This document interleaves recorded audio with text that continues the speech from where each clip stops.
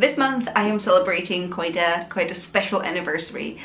It's been 7 years since I moved to Scotland, and that gave me the idea to sit down with you and tell you a bit more about my backstory of how I found myself here, and perhaps also give you some tips on what to keep in mind if you're thinking about moving to Scotland or UK in general, based on my now admittedly a bit dated experience. Very often people ask me if I'm Dutch or maybe Danish, places like that, which to me is very flattering, but no, in fact I am Czech if you don't know that at this point yet. I moved here from Prague, which is where 8 years ago I was finishing up my studies at the Charles University. I was studying advertising and PR. I was expecting to do a lot of creative work because obviously in advertising, you know, there's writing, there's designing, there's even some space for like straight up graphic design and just art directing whole campaigns, and I was really into that. And honestly, the Charles University course didn't really give me that. And then at that point, one of my best friends who was studying a similar course on the same sort of sub-school of that university said she was going to move to Scotland because she had a boyfriend. She mentioned that, and I guess I went, I've always wanted to move to the UK since I was little. I always really loved the language, I loved the culture of Great Britain, and at that point, admittedly, I didn't really know much about Scotland. I didn't really think it was that much different from England. I had no experience with Scotland. I've never been to Scotland at that point before. So yeah, it was kind of mysterious, but at the same time very intriguing. I know that I just really wanted to do it. I thought, you know, I have nothing to lose. I'm gonna go and have a look at what courses are available in Edinburgh. And if you know, Edinburgh is massively university heavy city. We have the Edinburgh University, which is, you know, the poshest, the most expensive as well. Then you have the Edinburgh Napier University, which tends to be more practical. And then there's a whole bunch of other like colleges where you can learn pretty much anything. You can pretty much find any course you might dream of. I had a look at the courses. I found one that sounded perfect. It was called Creative Advertising. So basically advertising with heavy sort of stress on the creative bit. And yeah, they took 20 people and I worked super hard both on my sort of finishing course, because obviously I needed to have good grades to get in, but also, you know, on my interview, which happened over the phone. At that point I also had to figure out how to pay for it. Back then the fees were about 3 grand, 3.5 grand, something like that. And I didn't have that and my family didn't have that. We're talking about 3 grand GBP, not CZK. I had to apply for a loan, which seemed like it would be impossible. I was being told, like, do not do this, like you have like no credits, like you're just a student, you have nothing, we can't give you a loan. And then in the end, somehow I was lucky enough that it worked. I honestly feel like that was the point where everything could have gone wrong, but it didn't. I moved here with 2 suitcases. It was a kind of a dark evening, rainy, kind of like today. That's romantic. Petra picked me up. We took a bus to her boyfriend's place where I spent like 2 or 3 nights on the living room floor, and after that we were able to move to our own place.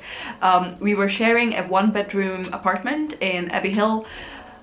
It was kind of a situation where, like, obviously it was a 1-bedroom, so I took the bedroom. Petra was generous enough to let me have the bedroom because as a sibling haver, I haven't had my own bedroom for ages at that point, so it was very refreshing and I'm very thankful for that. While Petra took the living room, which she kind of made into like a studio.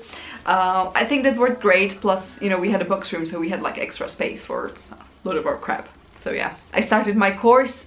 It was hard. I had so little money. It was crazy. I had like 25 quid per week per food and stuff. You know, buses are costly. They were costly before as well.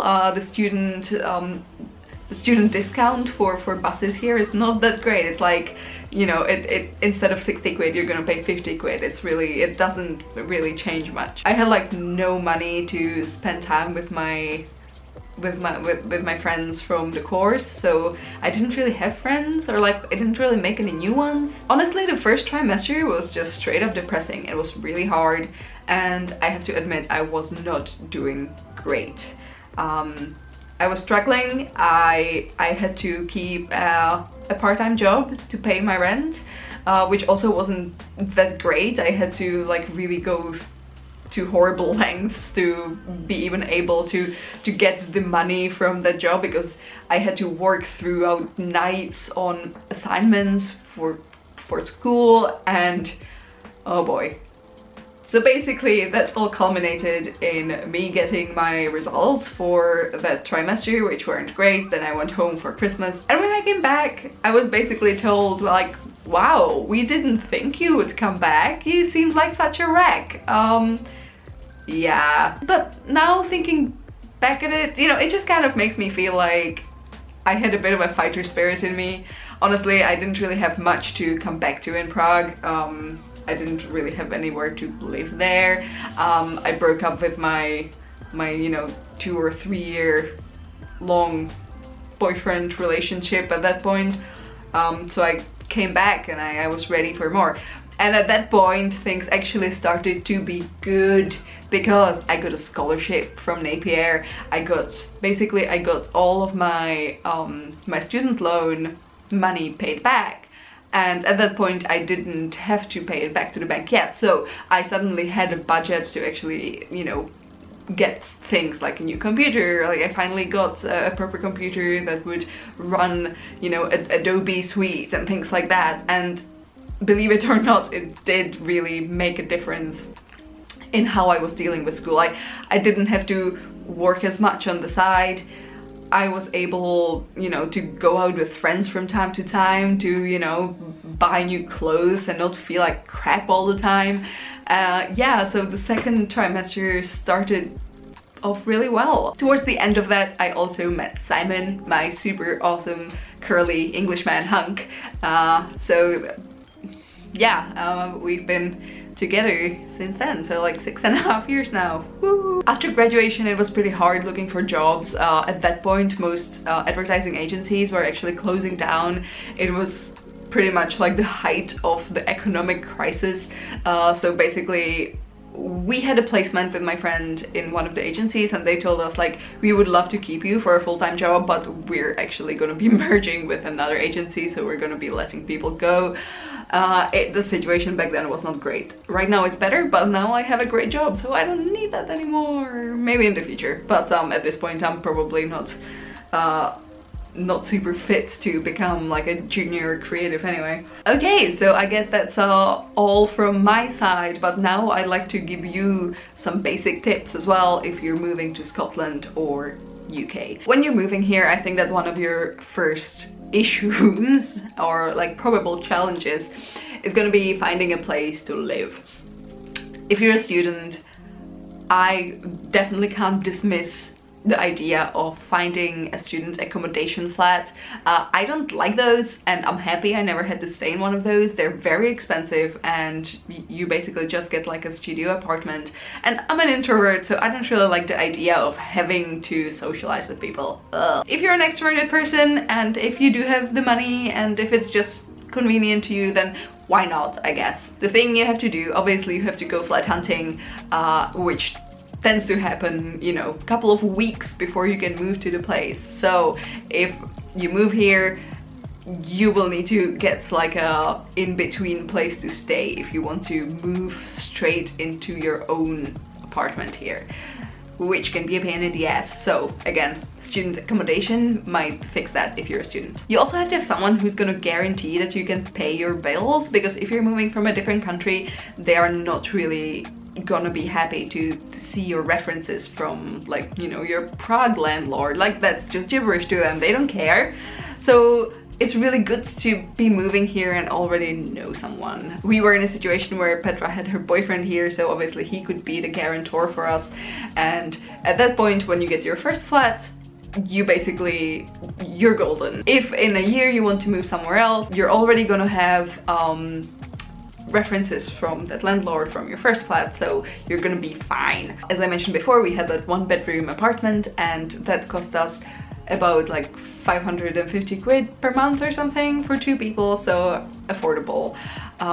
It was small, but it wasn't too small. We definitely had enough space, and like we could have our friends over or something. Boyfriends over, I mean. Well, in the student accommodation, you will often pay like 800 quid per month for just like one tiny studio. It's good to look for parts of the city that are close to the center or university campuses, but not really in the center. So like some parts of Leith are really good for that. Leith is very kind of Brooklyn-y, very sort of getting very gentrified. Actually, like there's a lot of advertising agencies there, so I think that that sort of that group of people specifically is really bringing some interesting businesses in that part of town.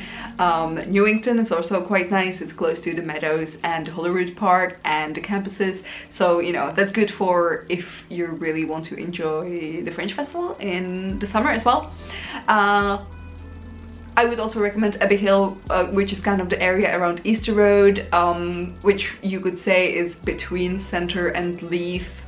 It's kind of just behind Holyrood Palace. That's a really good like bang for the buck ratio when it comes to being able to just like pop out and in 10 minutes you're on Royal Mile, which is great. I would also recommend looking at older flats rather than new ones. So, you know, like buildings, tenement buildings that are like 100 years old.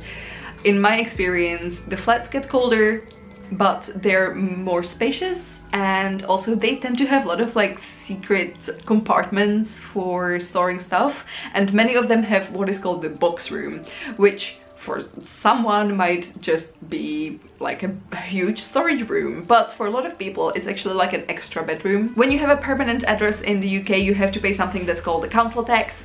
If you're a student, I think that at that point you don't have to pay it at all, but once you start working you do, and that can easily be another like 100 quid above, you know, the amount you're already paying for your rent, which sometimes can really mess up your budget, so be wary of that. I hate council tax. The more bedrooms you have and the more central your flat is, the higher council tax rate is gonna be. So yeah, that's another reason why it's very often good to have a place that has like a big box room and use that as a bedroom, because then on paper it doesn't have an extra bedroom, but for you it does. Yay! When you want to find a job, you will have to get something that's called the national insurance number. I think that for locals, they all get it when they get 16, and at that point they just have to like call a number. There's like a national insurance number helpline, so you call those guys, and I think that if you've just moved here, they will probably want you to come over to a place called the Job Centre Plus, and you're gonna bring them your passport, your driver's license, something like that, and they will just make sure that you're who you're saying you are, and then in like a week's time they're gonna post your national insurance number, and with that you can work and pay taxes. Yeah! As long as you're language proficient, I don't think that you should feel intimidated to come and ask for jobs, even in like government agencies. I actually do have friends who are from Czech Republic and moved here and are now working for those, so clearly they are very open to foreigners working for them. Speaking of money, you can imagine that Britain is not super cheap. There's definitely things that you will learn to take advantage of if you're on a budget, especially like making sure you know when your local supermarket is putting on those discount stickers and things like that. Some things that you can find in Poundland that are simply cheaper than in like Sainsbury's or Tesco's. I really recommend those German-based supermarkets for especially like fruit and veg, like Lidl and Aldi. They tend to be cheaper than British supermarkets. I think that the biggest punch in the gut, especially for a Czech person, is the cost of alcohol here, because in Prague a pint of beer is about 80p. That is not a myth, that is the truth. Here it's about £3 to £5, depending on how hip you want to be with your beer selection. But yeah, when I moved here, I basically stopped drinking altogether. It was pretty good for my health. I dropped like 20 pounds at that point, so I think that it wasn't it wasn't a bad thing to happen to me. You can always get your booze from the supermarket. Just make sure you remember that they will not sell you anything alcoholic after 10 p.m. One last thing to talk about is the NHS, which is amazing. It definitely has its kinks, and depending on where you come from, you will either love it or hate it. It's free! Yay! And in Scotland it's even freer than in England. Pretty much the only thing you have to do to be in the NHS system is to get a stable address. So basically, you know, an address where you pay your council tax, or if you're a student, you are basically just like registered with the city office. You don't have to pay the council tax yet, but they know that once you're still being a student, they will come for it.